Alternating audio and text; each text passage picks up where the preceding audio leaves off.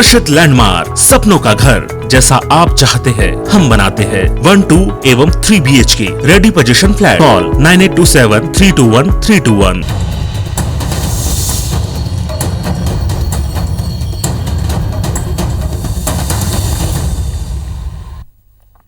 नमस्कार, आप देख रहे हैं IPS24। मैं हूं आपके साथ राहुल सिन्हा। छत्तीसगढ़ की खबरों में आपका स्वागत है। खबरों को देखेंगे विस्तार से। मुख्यमंत्री भूपेश बघेल दिल्ली दौरे पर हैं। आज उन्होंने कांग्रेस की अंतरिम अध्यक्ष सोनिया गांधी और प्रियंका गांधी से मुलाकात की है। सुबह 10 जनपथ में पहले प्रियंका गांधी, फिर शाम 5 बजे सोनिया गांधी से मुख्यमंत्री भूपेश बघेल ने मुलाकात की। इस दौरान दोनों नेताओं ने मुख्यमंत्री की यूपी समेत 5 राज्यों में चुनाव को लेकर चर्चा हुई। मुख्यमंत्री भूपेश बघेल ने छत्तीसगढ़ में कांग्रेस सरकार की ओर से किए जा रहे कामकाज के बारे में सोनिया गांधी को बताया। मुख्यमंत्री ने बताया कि छत्तीसगढ़ में किसानों के लिए हमारी सरकार सबसे बेहतर काम कर रही है। मुख्यमंत्री ने केंद्र सरकार द्वारा राज्यों के अधिकार पर हस्तक्षेप किए जाने के कई मुद्दों को भी रखा। वहीं प्रियंका गांधी से मुलाकात के दौरान उत्तर प्रदेश में भाजपा की सरकार को परास्त करने के लिए विस्तृत चर्चा हुई। आने वाले दिनों में उत्तर प्रदेश में कांग्रेस के कार्यक्रमों को लेकर रणनीति भी बनाई गई।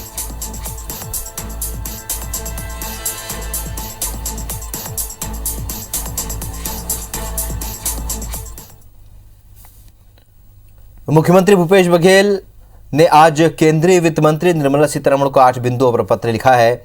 उन्होंने पत्र के जरिए राज्य के हित के लिए केंद्र सरकार की ओर से वित्त संसाधन उपलब्ध कराए जाने की मांग की। सीएम भूपेश बघेल ने कहा कि राजस्व घाटा अनुदान के मापदंडों में मौजूदा हालात के आधार पर सुधार किया जाए।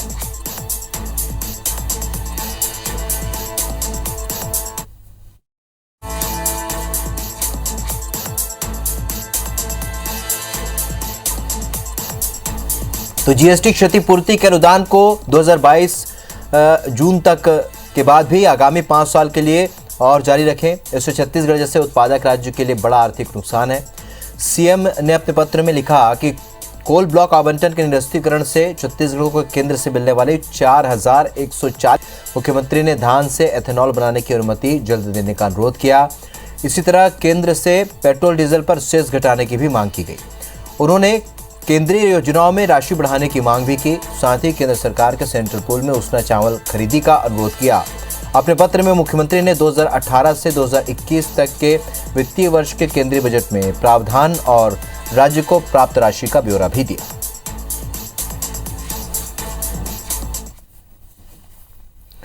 खाद्य मंत्री अमरजीत भगत दिल्ली दौरे पर हैं। आज उन्होंने केंद्रीय खाद्य मंत्री से फोन पर लगभग 10 मिनट चर्चा कर राज्य की मांगों को बताया। खाद्य मंत्री अमरजीत भगत ने बताया कि चर्चा के दौरान कई मुद्दों पर सहमति जैसी स्थिति दिख रही है, लेकिन केंद्र सरकार सेंट्रल पूल में उसना चावल लेने से साफ मना कर रही है।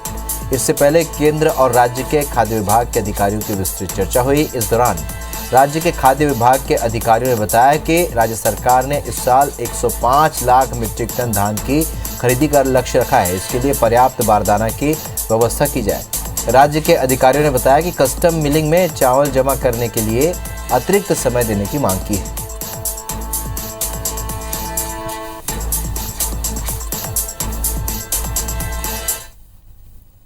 भारतीय जनता पार्टी के प्रदेश प्रभारी डी पुरंदेश्वरी की उपस्थिति में आरंग, धरसींवा, खरोरा और तिल्दा क्षेत्र के 6000 से भी ज्यादा लोगों ने बीजेपी के नशा मुक्ति अभियान प्रभारी वेदराम मनहर के नेतृत्व में बीजेपी की सदस्यता ली। दिवाली मिलन और भाजपा प्रवेश उत्सव के इस कार्यक्रम को संबोधित करते हुए डी पुरंदेश्वरी ने कहा कि 15 साल की भाजपा और 3.25 साल की कांग्रेस के कार्यकाल की तुलना करके देखें तो आपको छत्तीसगढ़ में चारों ओर घोटाला ही घोटाला नजर आएगा। उन्होंने कहा कि हम अगला चुनाव सबका साथ सबका विकास के नारे के साथ लड़ेंगे। इस मौके पर पूर्व सीएम रमन सिंह ने कहा कि जिस पीड़ा को लेकर वेदराम मनहर ने कांग्रेस छोड़ने का निर्णय लिया वो गंभीर है। लोग बीजेपी में विश्वास व्यक्त कर रहे हैं। बीजेपी प्रदेश अध्यक्ष विष्णु देसाई ने बीजेपी की सदस्यता लेने वाले सभी लोगों का स्वागत किया। वहीं बीजेपी के नशा मुक्ति अभियान के प्रभारी वेदराम मनहर ने कहा कि बीजेपी ही वो पार्टी है जिसने अनुसूचित जाति को मान सम्मान दिया है।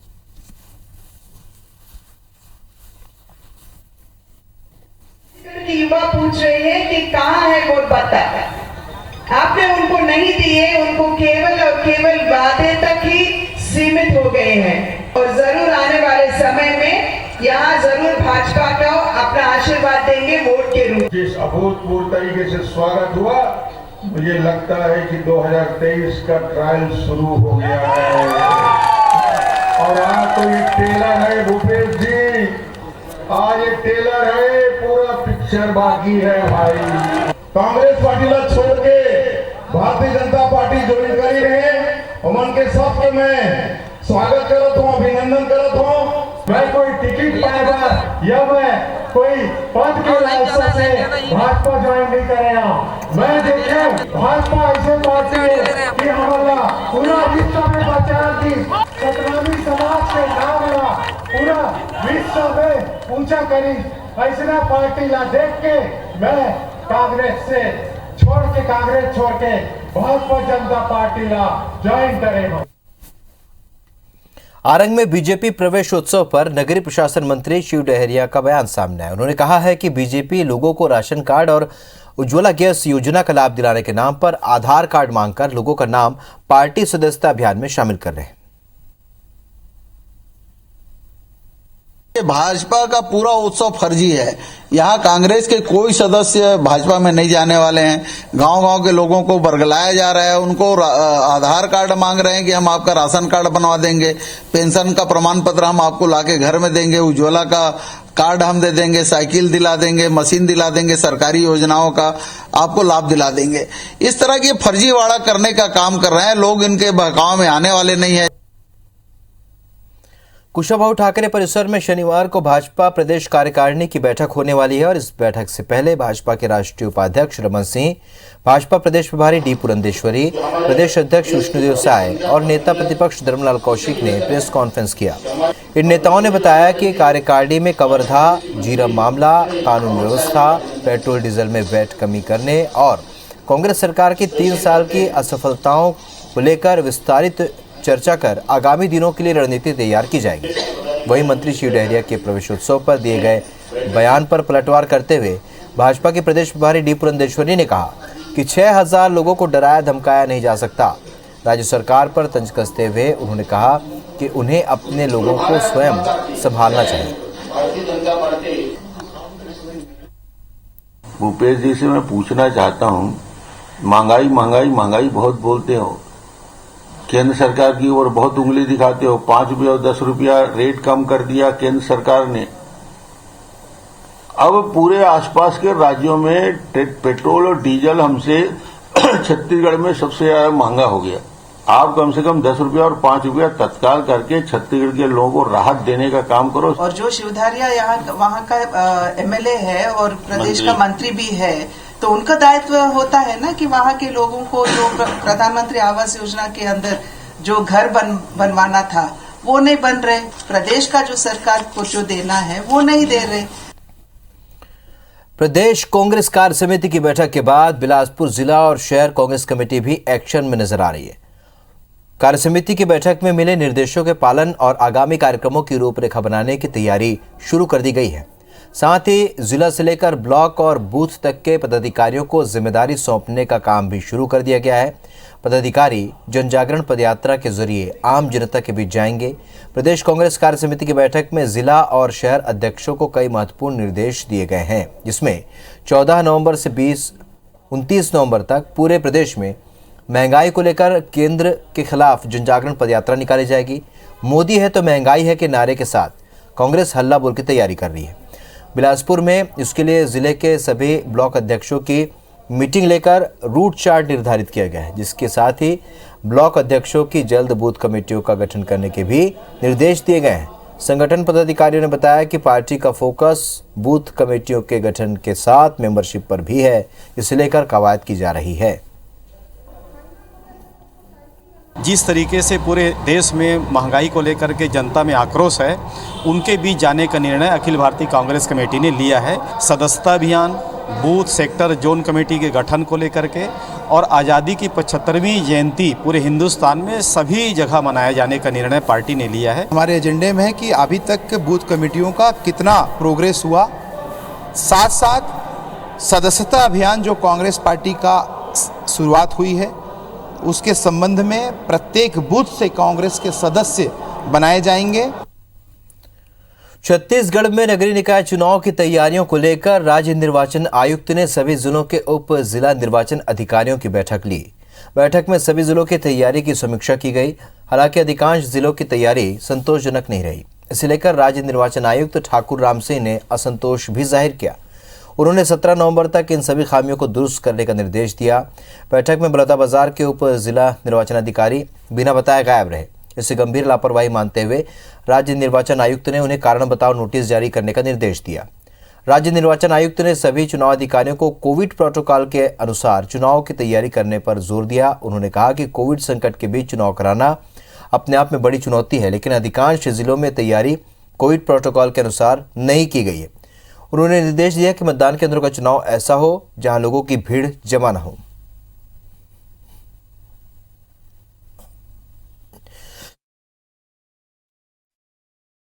अभी कुछ जिलों में कमियां हैं, उसके विस्तार से निर्देश दिए गए हैं। उनको कुछ मोहलत दी गई है 2-4 दिन की। जितने हमारे 10-12 पैरामीटर है और सभी में कैसे कोरोना प्रोटोकॉल का पालन होगा, इस सब के बारे में वो विचार करें। छत्तीसगढ़ के नवनियुक्त डीजीपी अशोक जुनेजा ने आज ज्वाइन करने के बाद प्रेस कॉन्फ्रेंस लेकर कहा कि मुख्यमंत्री भूपेश बघेल ने गृह विभाग की समीक्षा बैठक में जो मुद्दे उठाए थे उन पर काम करना प्राथमिकता होगी। डीजीपी ने कहा कि कानून व्यवस्था सुधारने को लेकर अधिकारियों को निर्देश दिए गए हैं। क्राइम के हॉटस्पॉट पर फोकस किया जाएगा और एक्शन होगा तो लोगों का भरोसा भी कायम होगा। उन्होंने सीएसपी और थानेदारों को दिन में ऑफिशियल काम निपटाने और शाम को फील्ड पर रहने के निर्देश दिए। साथ ही छत्तीसगढ़ से लगे राज्यों के पुलिस अधिकारियों से चर्चा कर नक्सल मूवमेंट और गांजा तस्करी पर लगाम कसने की बात कही। इसी कड़ी में पद संभालते ही डीजीपी ने ओडिशा के डीजीपी से भी चर्चा की। साथ ही यह भी बताया कि मंगलवार को ओडिशा के डीजीपी के साथ वर्चुअल बैठक होगी, जिसमें नक्सलियों के मूवमेंट और गांजे की तस्करी को लेकर चर्चा होगी। डीजीपी ने कहा कि दूसरे राज्यों से मिलकर नक्सल और ड्रग स्मगलिंग का नेटवर्क तोड़ेंगे, साइबर क्राइम को लेकर नई भर्तियां करेंगे और पुलिस कर्मियों को स्पेशल ट्रेनिंग भी दी जाएगी।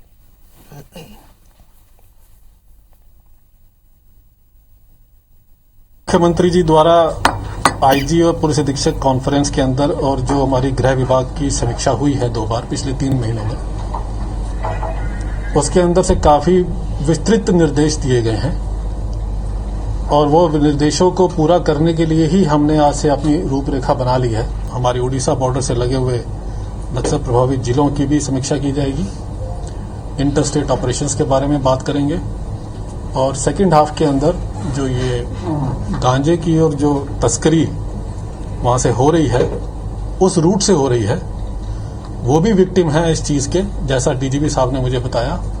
और एक मिल के रणनीति तय करेंगे जिससे कि ये पूरा का पूरा जो नेटवर्क है ये उसको ब्रेक किया जाए। जितने भी साइबर क्राइम है इस प्रकार की जो आती हैं, तो रिफ्रेशर कोर्स मैं अभी बात कर रहा था, अभी इसलिए 5 मिनट में विलम्ब हो गया अकेडमी डायरेक्टर अकेडमी से कि आपके पास कब ट्रेनिंग का टाइम स्लॉट खाली है, तो हम रिफ्रेशर कोर्स चालू करवाएं।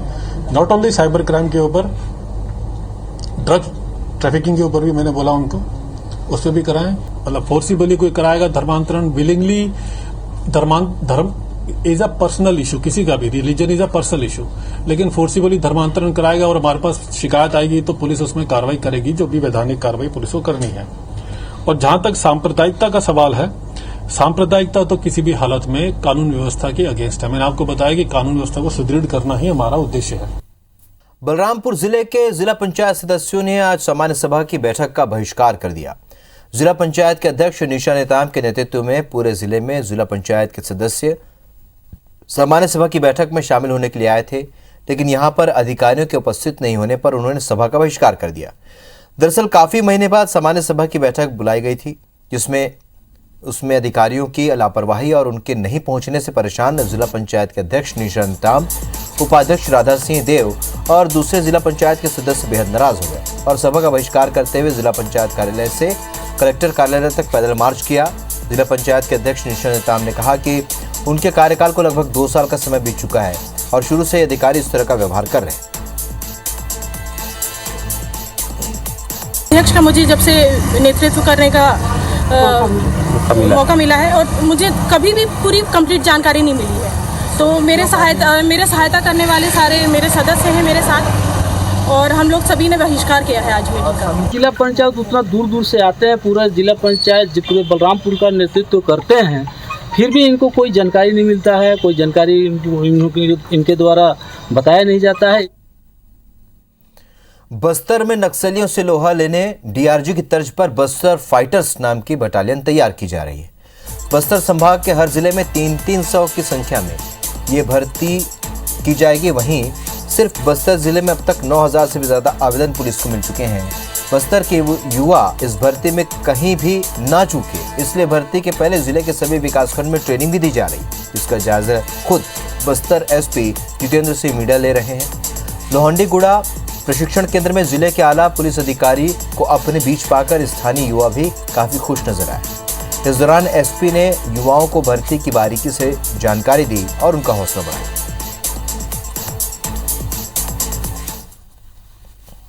अपने फिजिकल एफिशिएंसी टेस्ट में सबसे अच्छा प्रदर्शन कैसे किया जाए, इस बारे में गाइड किया जा रहा है। और जो पांचों इवेंट हैं, उन पांचों इवेंट में मार्किंग पैटर्न क्या है, किस तरीके से क्या टेक्निक हो सकती है, उन सभी चीज़ों में सुधार करते हुए उनको सिखलाई दी जा रही है।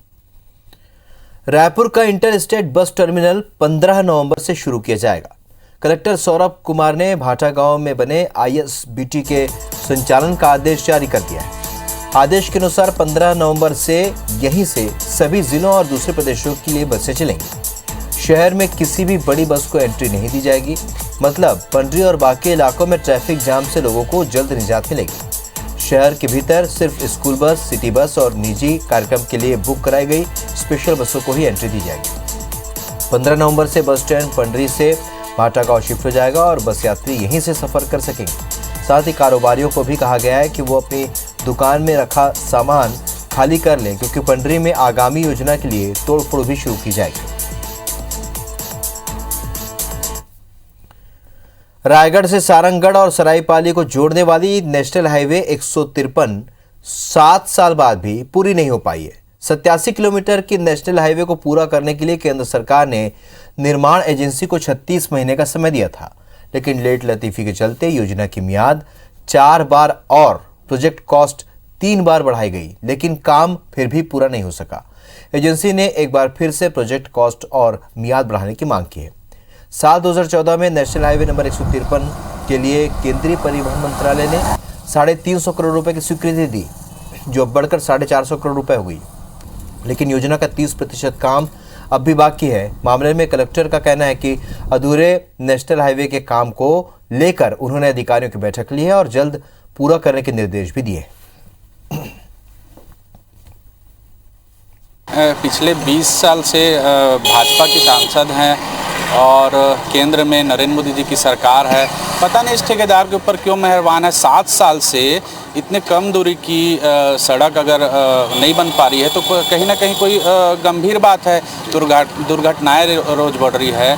आप कहीं ना कहीं सांसद महोदया को इसमें आवाज़ उठाना चाहिए। नहीं, वो अभी पूरा होगा और अभी जो बाईपास है नवंबर में चालू हो जाएगा और बाकी तो फिर उसमें जो नदी के थ्रू बनना है उसमें तो समय लगेगा थोड़ा, बट बाईपास जो है वो चालू हो जाएगा। छत्तीसगढ़ की खबरों में फिलहाल इतना है, लेकिन ताज़ा अपडेट के लिए आप बने रहिए IBC 24 के साथ। नमस्कार।